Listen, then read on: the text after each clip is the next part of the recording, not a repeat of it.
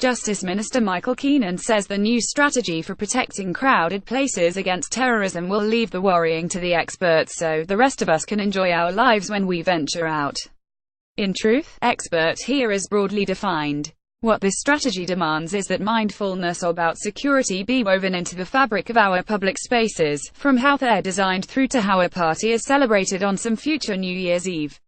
That ranges from the urban designer who finds award-winning ways to incorporate truck-stopping obstacles into shrubbery, to the busboy who gets reminded each time he comes into work to look out for a dodgy bag left under a nightclub table.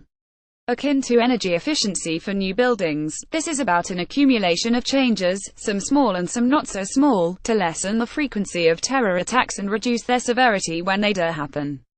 Police search fans entering the Melbourne cricket ground. Photo Paul Revere. It has a resounding sense of permanence about it, which is depressing but quite consistent with public predictions from organisations such as ASIO and the Australian Federal Police that a heightened terrorism threat from violent Islamists in particular will be around for years, if not decades. The strategy rightly stresses proportionality and places heavy emphasis on having protection integrated naturally and aesthetically so public spaces don't end up looking like high-security zones.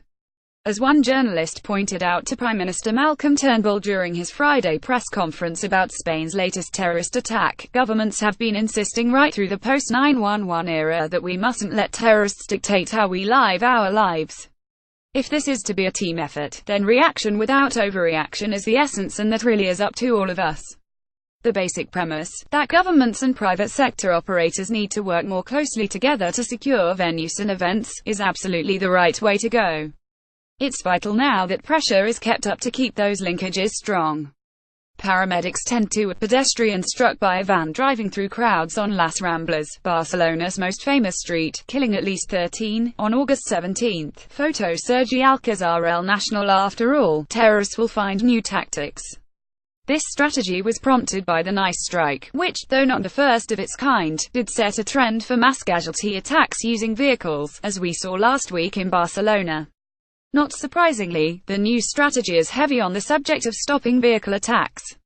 But the latest edition of Al-Qaeda's Inspire, for instance, is all about how to derail trains.